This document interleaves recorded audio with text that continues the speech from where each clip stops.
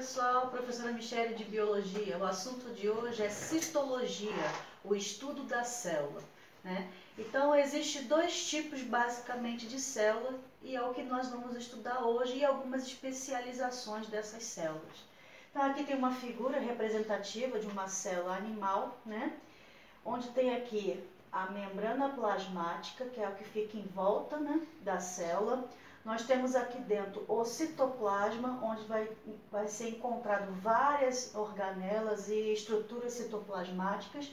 E aqui no meio o núcleo, né? Esse núcleo é onde vai guardar as informações genéticas do indivíduo.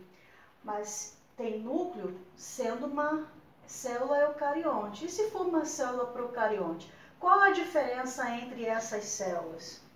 É o que vamos ver agora nessa segunda figura, né? Então, a célula, a definição de célula, é a unidade estrutural e funcional de todos os seres vivos, sejam eles procariontes ou eucariontes. Quais são os representantes dos seres procariontes? Nós temos ali as bactérias, as cianobactérias e as arqueobactérias. Então, todo esse grupo aí de bactérias vão ser representantes de células do tipo procarionte. Tá? E o que é uma célula procarionte? É uma célula mais simples, né, que quase não tem ali estrutura citoplasmática, na verdade só tem uma estrutura citoplasmática que é o ribossomo, tá? Não tem núcleo, o material genético fica ali disperso no citoplasma, tá? Então ela é composta dessa maneira, ela tem uma cápsula, que é essa que está aqui em volta da célula toda, que está representada aqui pela cor verde, tá? Onde nós encontramos esses cíliozinhos aqui. Esses cílios servem para fazer adesão, aderência a uma superfície, a uma estrutura, tá? Então, essa parte aqui de fora, verde, né? No caso, cheia aqui de cíliozinhos, né? É a cápsula. No meio, tem uma estrutura aqui chamada de parede celular. E aqui, mais internamente, junto com o citoplasma, essa parte, essa membrana aqui é a membrana plasmática, tá? Então, as células procariontes vão ter ali três camadas. A de fora é a cápsula, a do meio é a parede celular e a interna, que está ali junto com o citoplasma, vai ser a membrana plasmática. E aqui dentro é o citoplasma, que é aquela parte aquosa, né, o líquida, aonde vai estar imerso o quê? As estruturas citoplasmáticas. No caso da célula procarionte, é o ribossomo. O ribossomo ele é responsável por fabricar proteína, tá? E aqui também fica o material genético dessa célula, DNA. Como não possui o núcleo, o material genético ele fica disperso no citoplasma. Então ele fica ali numa região chamada nucleolo, não é um núcleo, é só a região onde fica o material genético. Tá?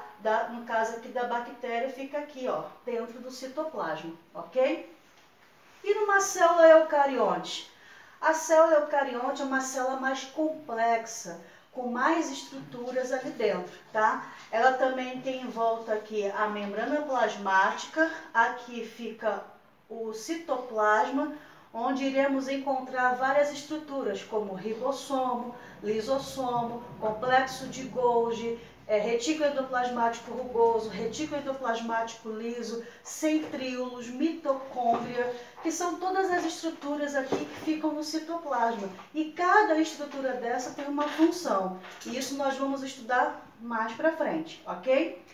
E aqui, ó, tem o núcleo. Por ter o núcleo, tem uma membrana que reveste o núcleo, que é chamada de carioteca, tá? Então, quais são os seres que são representados por células do tipo eucarionte? Quem não é bactéria vai ser do tipo eucarionte. Então, quem sobrou aí? Os fungos, os protozoários e as algas, as plantas e os animais, tá? Então, tirando o grupo das bactérias, todos os outros seres vivos vão ser do tipo, né, eucarionte. É claro, com exceção dos vírus, porque os vírus nem possuem célula, né? Os vírus são acelulares, tá? Então, aqui é a classificação dos seres vivos que são celulares, ok? Falando um pouquinho mais da parede celular, né? A parede celular ela é encontrada nas bactérias, nos fungos e nos vegetais. E dependendo de qual ser vivo eu estiver falando, vai ser uma composição química diferente. Por exemplo, nas bactérias, a parede celular é feita de peptídeo glicano, que é uma mistura ali de glicose com proteína, tá? Se eu estiver falando da parede celular dos fungos, é feita de quitina. Se eu estiver falando da parede celular dos vegetais, ela é feita de celulose, que são tipos de carboidratos, tá? A quitina e a celulose são carboidratos, tá? Então, dependendo de qual ser vivo eu estiver falando, vai apresentar, né, uma composição química na parede celular diferente, ok? E a função dela é para fazer o quê, né? Ela atua na proteção e sustentação da célula. Quando o primeiro cientista conseguiu ali fabricar um microscópio e visualizar a célula, que foi, né, o Robert Hooke, em 1665, ele achou que tinha visto uma célula, né? Por isso que ele colocou o nome de célula, porque ele visualizou uma estrutura cheia de buraquinhos. Na verdade, ele não estava vendo uma célula, ele estava vendo somente a estrutura que é a parede celular, né? A parede celular é uma estrutura rígida, né? Firme, bem, ela dá sustentação à célula e dura. Então, ali, quando ele pegou a cortiça, que é aquela parte, né, da planta que é morta, né, que faz parte ali do súber, que é a casca da planta, né, do tronco da árvore, que é feito de células mortas, ele colocou um pedacinho daquilo ali no microscópio e olhou e achou que estava vendo uma célula, tá? E o nome célula é porque ele viu ali vários buraquinhos que pareciam uma cela, né, uma prisão, por isso que o nome veio, né, dali de célula. E, na verdade, ele não visualizou a célula inteira, ele visualizou somente o quê? A parede celular. Aí, mais tarde, né, com mais experimentos e amostras que ele foi observando, aí ele chegou à conclusão de que isso aqui era só uma das estruturas da célula, que é a parede celular, ok? Então, a parede celular é essa proteção rígida que fica aqui em volta da célula. Do lado de dentro, a parte mais interna é a membrana plasmática e a parte do lado de fora é a parede celular. E a parede celular tem uma comunicação que faz com que ela se una a outras células. Como assim? Ela tem uma estrutura aqui, ó, que a gente chama de lamela média, que é uma estrutura que vai fazer a união de uma célula com a outra. É também conhecida como cimento celular, né? Ela fazia a união dessas duas células. Por quê? Para a célula não ficar separada uma da outra. Igual a pele, por exemplo, né? A pele, você faz assim, você estica ela e ela não rasga. Por quê? Porque tem algumas estruturas, né? Algumas especializações da membrana plasmática que a gente vai ver já daqui a pouquinho, nos próximos slides, que faz com que essa célula fica unida uma na outra, fica juntinha uma com a outra, tá? Que no caso aqui é chamada de lamela média ou lamela mediana, tanto faz. E tem também outras estruturas que como se fossem buraquinhos, né, ou canaizinhos, que faz a comunicação de uma célula com outra célula, que nós chamamos de plasmodesmo.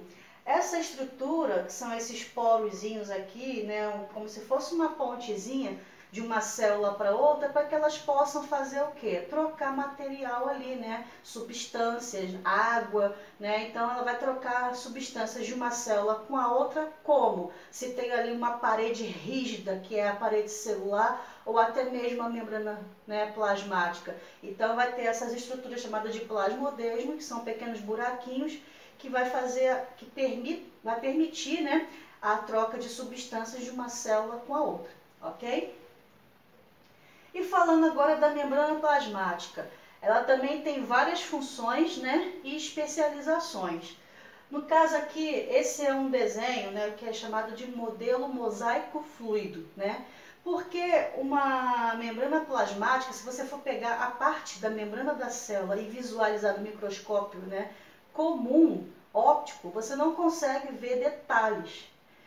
Para você conseguir ver detalhes, né, da membrana plasmática, você precisaria de um microscópio mais potente, no caso é a microscopia eletrônica, tá? E por ser muito pequenininha, muito fininha, a espessura de uma membrana plasmática é de 8 nanômetros, então ela é muito, mas muito fininha mesmo. Então no microscópio comum você consegue ver só o sombreado dela. Quando você vê em microscopia eletrônica você consegue ver um pouquinho melhor, mas mesmo assim até hoje não conseguiu se visualizar de forma bem nítida essa estrutura. Por isso que foi montado aqui um desenho esquemático, né, chamado modelo mosaico fluido. Por que mosaico e por que fluido? Porque a célula, ela não é uma coisa estática, parada, igual quando você faz um desenho num caderno de uma célula, você pensa que é aquela coisa parada ali. Não, ela tem o quê? Flexibilidade. Mas por que ela é flexível? Porque na composição da membrana plasmática existe gordura, existe, né, lipídios, proteínas, que vai dar essa flexibilidade. Por isso a fluidez, né? Por isso o modelo mosaico fluido. E mosaico porque tem várias substâncias aqui compondo essa membrana plasmática. Que substâncias são essas? Então observe aqui comigo na figura. A membrana plasmática, ela tem duas camadas, uma camada em cima e uma camada embaixo. E ela é feita por fosfolipídio, né? Então, quando você estiver fazendo algum exercício, até lendo, né, no livro falando sobre esse assunto, você vai ver a descrição lá, que a membrana plasmática possui uma bicamada lipídica, né? Bi por quê? Porque são duas, uma camada em cima e uma camada embaixo, né? E ela é feita de fosfolipídio. Só que aderida a ela existe outras estruturas, existem proteínas, tá? Aderidas, existe carboidrato, glicolipídio, né? E até mesmo colesterol. O colesterol ele só está presente nas células animais. Célula vegetal não tem colesterol na sua membrana plasmática, tá? O colesterol, uma das funções dele é justamente manter a temperatura na célula. Então aqui, ó, você tem duas camadas de fosfolipídios. Aqui você tem carboidrato, glicolipídios e proteínas. E tem vários tipos de proteínas. Tem proteínas integrais, periféricas e de canal, que vai ajudar a fazer a entrada e a saída de certas substâncias na célula, tá? Aí olha só, pegando só essa parte aqui, ó, e destacando cada componente. Esse componente aqui, ó, que a gente chama de cabeça e cauda. A cabeça é o fosfolipídio, né? E ele tem afinidade com a água, então por isso eu chamo de hidrofílico. A cauda, que é essa parte aqui, ela é feita de ácido graxo e ela é hidrofóbica, ou seja, não tem afinidade com a água. E como ela tem as duas estruturas juntas, então a gente chama que é uma estrutura do tipo anfipática, ou seja, ela é tanto hidrofílica como hidrofólica ao mesmo tempo, tá? Então essa parte aqui, que é a cabeça, tem afinidade com a água, que é justamente a parte que fica no meio externo da célula e no meio interno da célula. Imagine se não tivesse afinidade com a água. O citoplasma é praticamente água pura e essa parte aqui fica em contato com o citoplasma. Então, como é que seria, né? Então, tem que ter afinidade com a água, assim também como o meio externo. Agora, já essa parte interna aqui da membrana plasmática, ela não tem afinidade com a água. Então, como é que a água vai conseguir passar, né, entre essas moléculas e entrar na célula ou sair da célula, né? Que a gente chama de osmose, que vamos ver isso também em outra aula. Ela vai pegar um caminho por dentro das proteínas, né? Que é essa segunda estrutura aqui, ó. Que são as proteínas que podem ser do tipo integrais, periféricas e também de canal, tá? Então ela mantém a fluidez da membrana, né? Aquele modelo mosaico fluido, não mantém a fluidez. Serve de ponte, né, para a passagem de substâncias, principalmente água, porque a água não vai conseguir passar por aqui, porque essa parte aqui, ó, é hidrofóbica, não tem afinidade com a água, tá? Então a água vai ter que passar por onde? Por dentro da proteína, né, principalmente proteína de canal, ok? E isso aqui, ó, representa o colesterol, que eu falei que é que dá estabilidade térmica à membrana plasmática, o que mantém a temperatura da célula, tá? E é encontrado somente em células animais, tá? Vegetal não tem colesterol. Uma das funções da membrana plasmática é ela ser, né, ela que permite a entrada ou a saída de substância, que é a famosa permeabilidade seletiva, tá? Então é uma característica marcante da membrana. É a membrana que vai decidir o que entra e o que sai da célula, é ela que manda nesse processo, tá?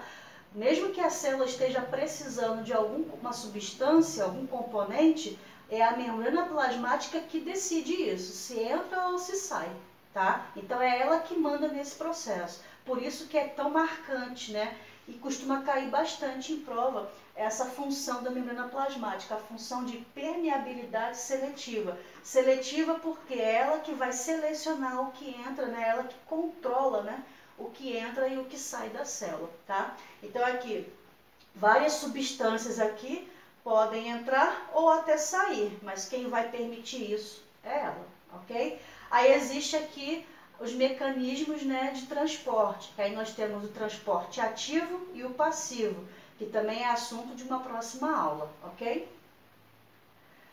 E outra estrutura da membrana plasmática é justamente o glicocálice. Ele pode ser escrito assim, né, glicocálice ou com X no final, tanto faz, as duas formas de escrita está correto, tá? Então, o glicocálice é um conjunto de carboidratos que interage ora com proteína, ora com lipídio, né? E vai atuar na proteção e também na adesão e no reconhecimento celular. Como assim, né? Cada célula vai ter o seu glicocálice específico. Mas por que o reconhecimento celular é tão importante? Principalmente isso aqui é levado em consideração num transplante de órgão. Vamos supor que eu esteja precisando fazer um transplante. Vamos supor que eu preciso de um rim, tá? Então eu vou ter que procurar um doador compatível, né? Para que eu possa receber esse rim e quando ele chegar no meu corpo não tenha rejeição. O que os especialistas, né, os médicos vão procurar ali? Uma pessoa que seja o quê? Parecida com as minhas características para poder fazer a doação e não ter a rejeição. E o que é levado em consideração? Justamente o quê?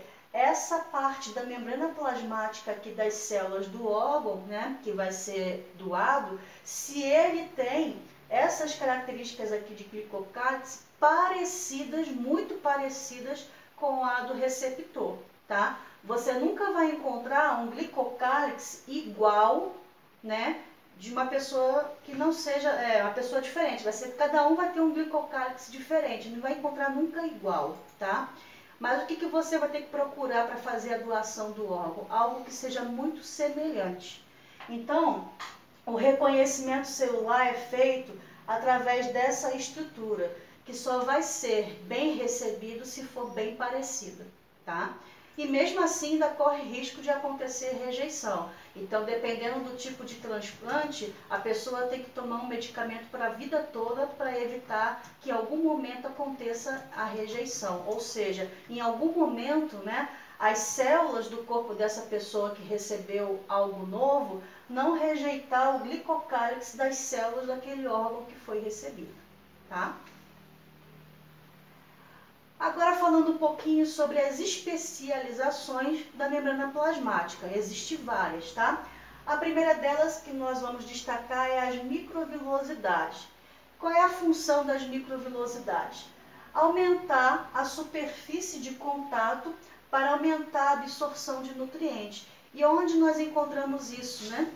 Em que órgão, principalmente do nosso corpo, encontramos as microvilosidades? No nosso intestino. Já que é no intestino que é absorvido os nutrientes daquilo que eu me alimento, então quanto maior área de contato tiver, melhor vai ser a absorção desses nutrientes. Então, as microvilosidades são essas dobrinhas aqui, ó, parece um monte de dedinho, né? Essas dobrinhas aqui é justamente a membrana plasmática com várias dobras. É como se você tivesse, né, ela estava esticada, aí você juntou assim e ela ficou cheia de dobrinhas, né? Isso aqui é a microvilosidade. Então, uma pessoa que possui microvilosidade, né, no seu intestino vai ter uma maior absorção dos nutrientes. Mas existe uma doença chamada doença celíaca, que a pessoa vai ter um desgaste dessa microvilosidade aqui e vai perdendo essas microvilosidades. Fica assim, ó, igual tá aqui na figura, tá? Essa aqui é uma figura representativa e aqui é vista no microscópio, né? Essa aqui é a figura real. Então aqui, ó, lá no intestino, né? Tem ali as membranas das células. Então, tirando aqui um pedacinho e destacando, você vê, esse aqui é o intestino saudável. Então tem o quê? Várias microvilosidades, ó. Várias microvilosidades, que são aquelas dobras da membrana plasmática.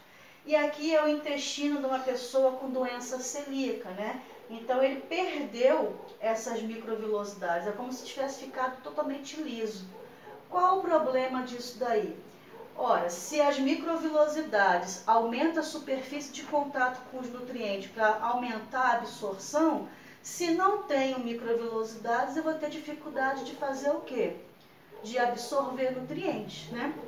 Então, as pessoas que têm essa doença celíaca, né, é uma doença autoimune, caracterizada por quê? Pela intolerância ao glúten. Então, elas não podem ingerir nenhum alimento que tenha glúten. Glúten é o quê? É uma proteína, tá? Encontrada em alguns alimentos, como no trigo, na aveia, no centeio, na cevada, no malte, né?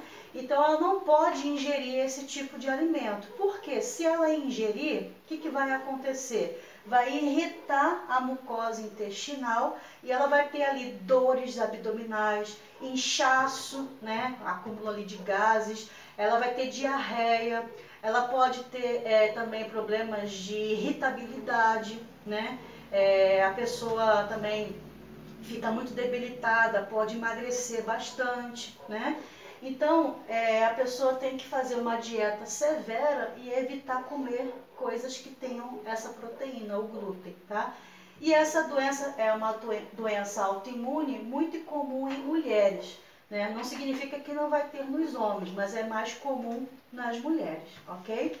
Então, olha como é importante, né, essas especializações da membrana plasmática. E essa daqui é a microvilosidade.